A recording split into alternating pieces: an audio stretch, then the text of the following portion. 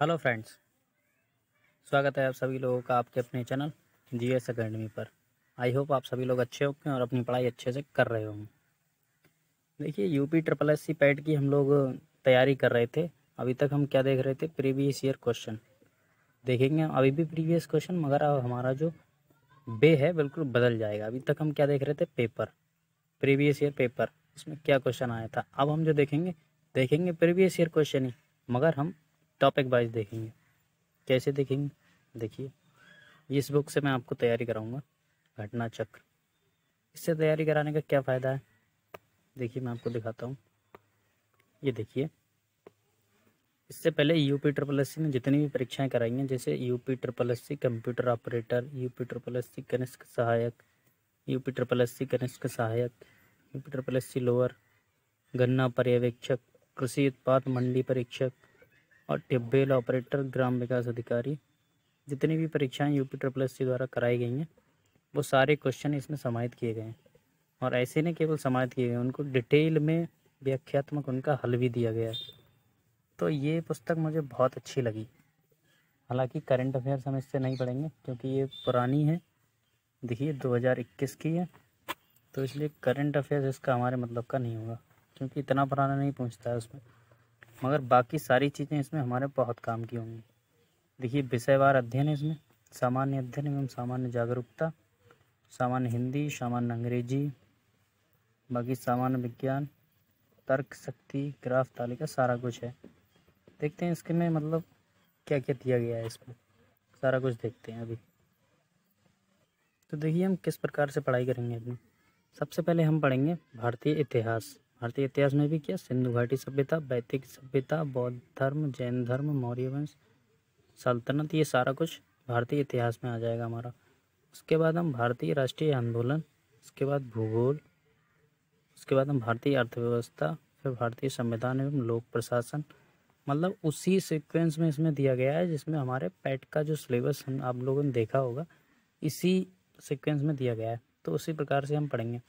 जैसे भारतीय इतिहास आज हम पढ़ेंगे, तो इसके सिंधु घाटी सभ्यता के जितने क्वेश्चन इन्होंने पूछे हैं यूपी ट्रिपल एस सी आयोग ने, तो वो सारे क्वेश्चन इसमें कवर हो जाएंगे।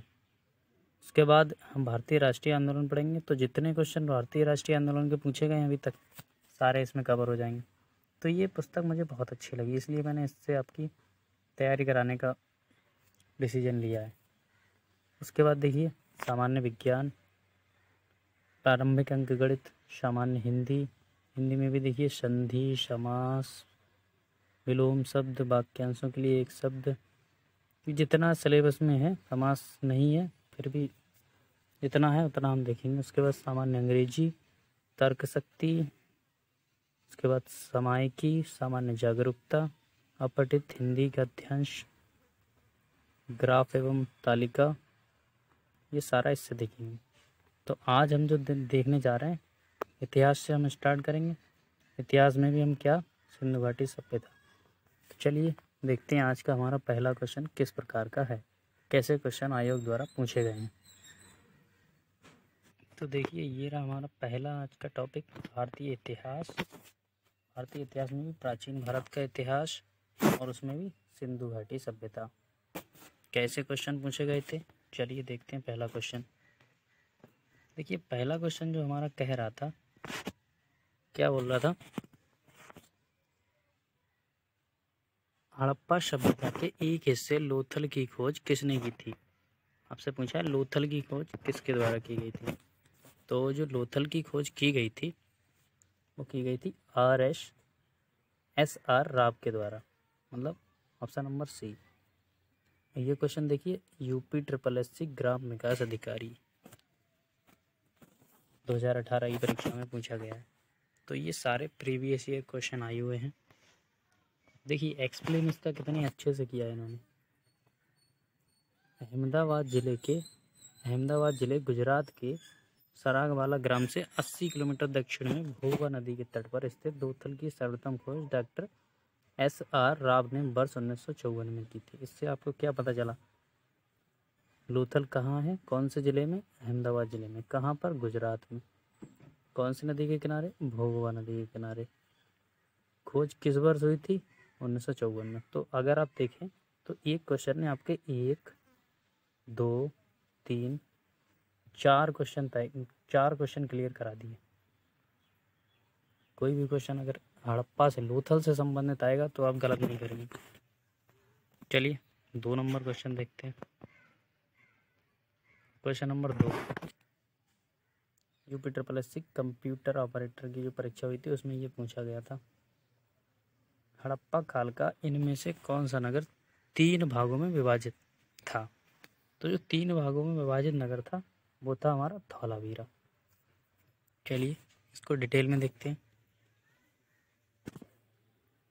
हड़प्पा काल का धौलावीरा नगर 3 भागों में विभाजित था। यह गुजरात राज्य के कच्छ जिले में स्थित था। इसे स्थानीय रूप से कोटदा टिम्बा के नाम से भी जाना जाता है। तो देखिए कितना अच्छा एक्सप्लेन किया है इन्होंने। क्वेश्चन नंबर 3 भी देखिए इसी प्रकार से सारे क्वेश्चन आए हुए हैं, ऐसा नहीं है कोई आया ना हो। क्वेश्चन नंबर 3 बोल रहा है सिंधु घाटी सभ्यता के बारे में इनमें से कौन सा कथन सत्य है। 4 ऑप्शन दिए हैं। कौन सा सिंधु लोग कपास का उत्पादन करने वाले पहले थे, तो ये इसका करेक्ट आंसर हो जाएगा। यूपी ट्रिपल एस सी ग्राम विकास अधिकारी परीक्षा 2018 फर्स्ट शिफ्ट में ये क्वेश्चन आया था। अब देखिए इसका डिटेल एक्सप्लेन। देखिए मतलब एक क्वेश्चन आ गया तो उससे रिलेटेड आप कोई गलत करेंगे ही नहीं। सैंधवकालीन अर्थव्यवस्था संचित कृषि अधिशेष पशुपालन दस्तकारी तथा आंतरिक और विदेश व्यापार पर आधारित थी। यहाँ से प्राप्त वनस्पति अवशेष के आधार पर कहा जा सकता है कि यहाँ के लोग गेहूँ, जौ, बाजरा, चावल की खेती करते थे। सर्वप्रथम कपास का उत्पादन भी सिंधु सभ्यता के लोगों ने किया था। यूनानी इसे सिंडोन कहते थे क्योंकि इसकी उत्पत्ति सिंधु से हुई थी। तो देखिए कितना डिटेल एक्सप्लेन उन्होंने किया है इसमें। इससे अच्छा पता नहीं शायद किसी बुक ने ही किया होगा। देखते हैं अगला क्वेश्चन हमारा, question number 4, UP triple S C ग्राम विकास अधिकारी मोहनजोदड़ो शब्द का शाब्दिक अर्थ क्या है। पसंदीदा शहर, माउंट ऑफ डेड, रहने की जगह, एक बाजार क्षेत्र। तो इसका जो शाब्दिक अर्थ होता है वो होता है माउंट ऑफ डेड। क्यों होता है देखते हैं।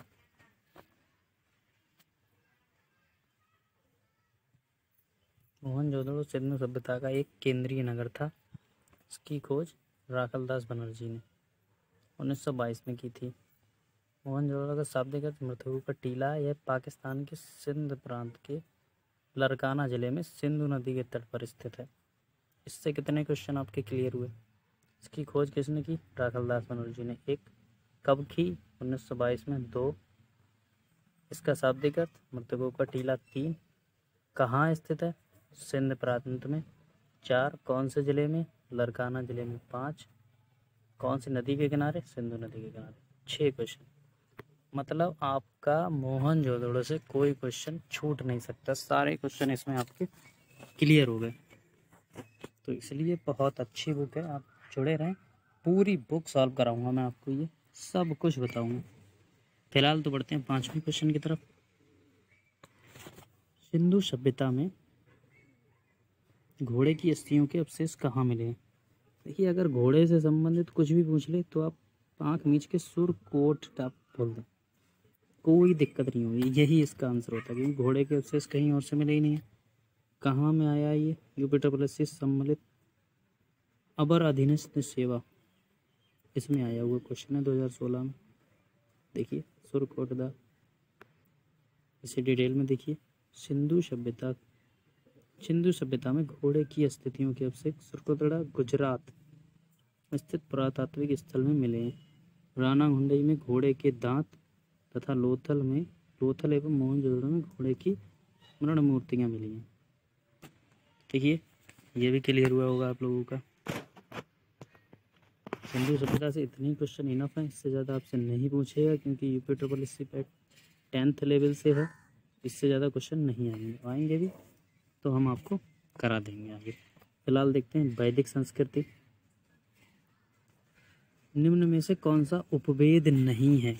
मतलब 3 उपवेद हैं, एक नहीं है। कौन सा नहीं है? इसका सही आंसर की बात करें तो जो योग वेद है वो उपवेद नहीं है। क्यों नहीं है? देखिए व्याख्या। उपवेद मुख्यतः 4 हैं: आयुर्वेद, गंधर्व वेद, शिल्प वेद या स्थापत्य वेद, और शस्त्र शास्त्र वेद या धनुष वेद। आयुर्वेद चिकित्सा से संबंधित है, गंधर्व वेद नृत्य से संबंधित है, संगीत से, शिल्प वेद भवन निर्माण से, तथा शस्त्र शास्त्र वेद युद्ध की शैलियों से संबंधित है। तो चारों अल्प वेद आपको पता हो गए, इससे जो नहीं है वो भी पता हो गया। बहुत सारे क्वेश्चन इससे आपके क्लियर होते रहेंगे। क्वेश्चन नंबर 2 देखते हैं।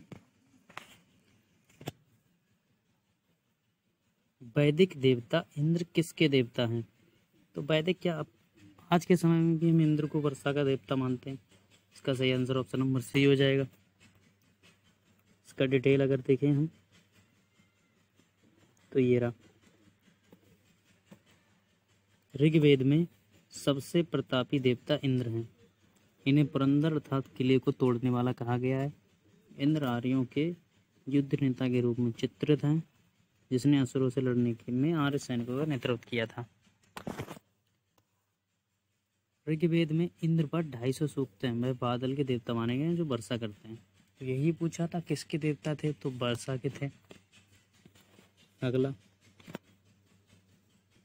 पंचगव्य में निम्नलिखित में से क्या सम्मिलित नहीं किया गया है? ये देखिए यूपिटर प्लस अमीन की परीक्षा में आया था। तो पंचगव्य देखिए क्या होता है।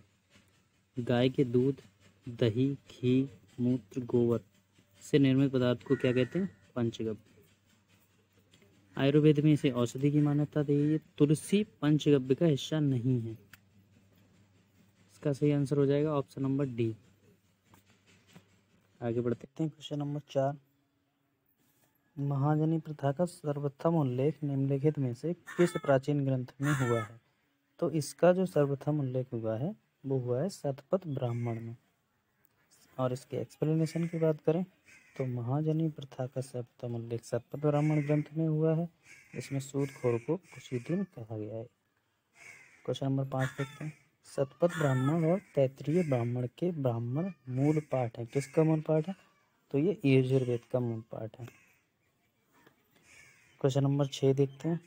वेदों के गद्य प्रकरण क्या कहलाते हैं? तो वेदों के जो गद्य प्रकरण होते हैं वो ब्राह्मण कहलाते हैं। एक्सप्लेनेशन देखते हैं। वेदों के गद्य प्रकरण ब्राह्मण कहलाते हैं।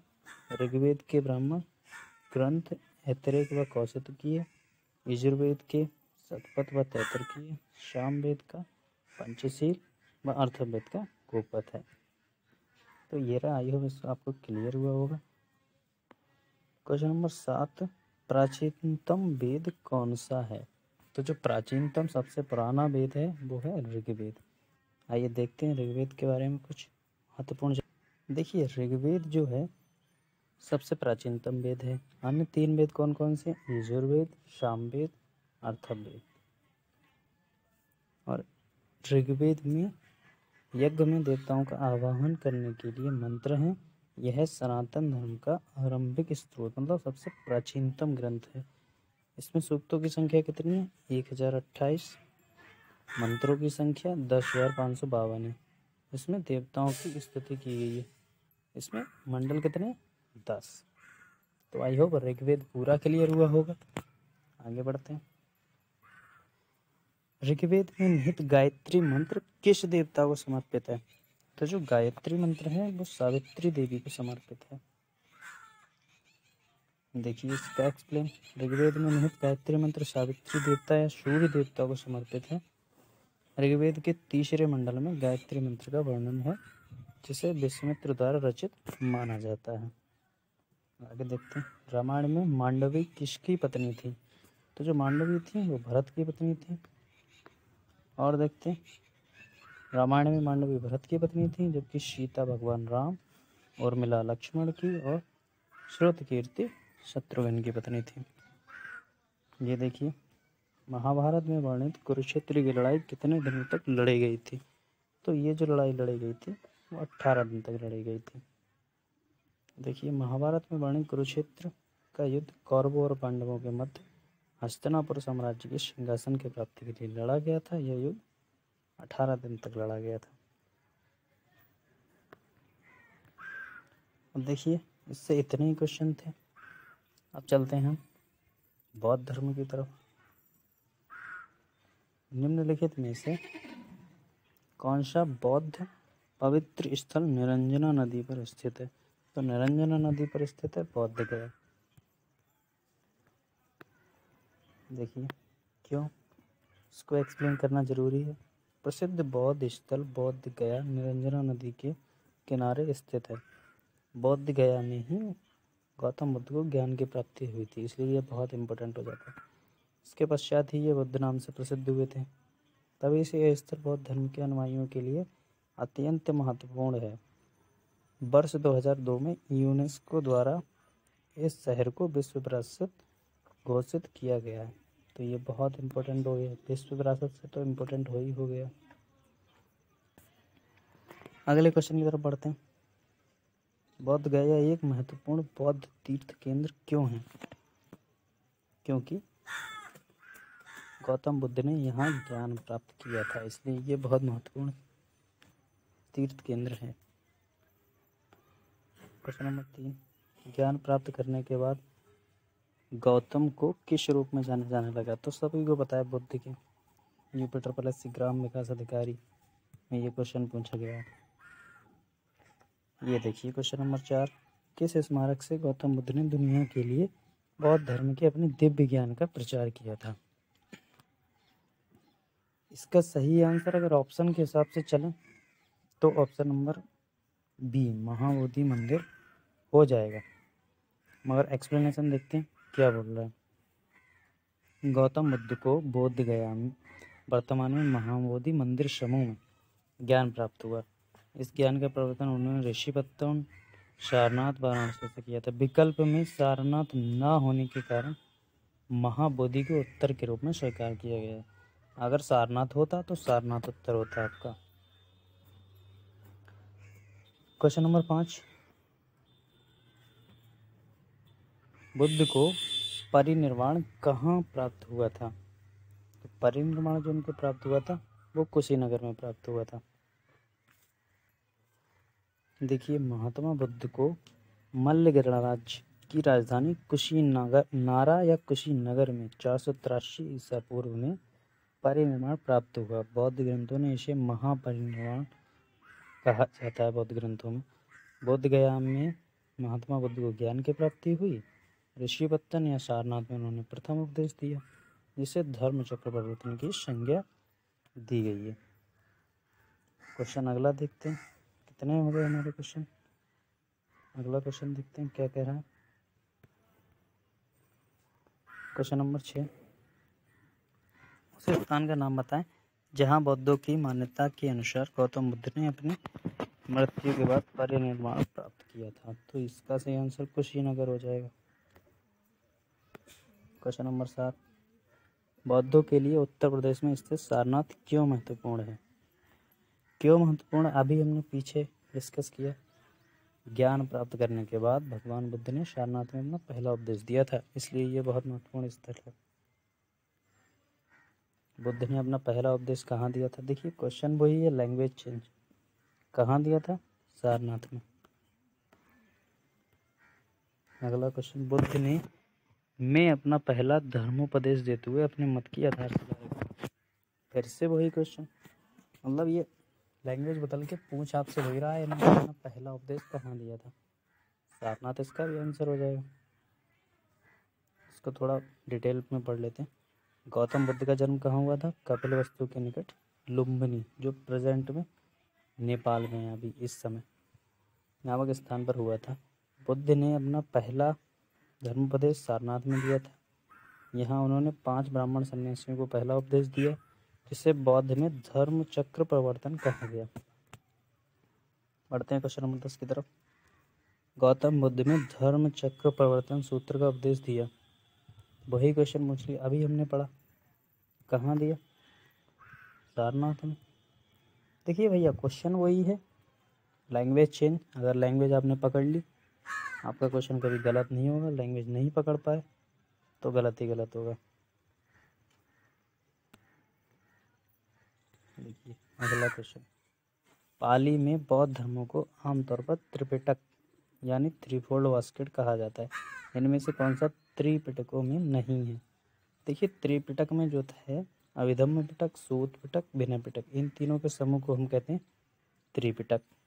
तो जो उपासका पिटक है ये त्रिपिटक में सम्मिलित नहीं है, तो इसका आंसर हो जाएगा ऑप्शन नंबर सी। यही लिखा है, इसमें कुछ अलग नहीं है।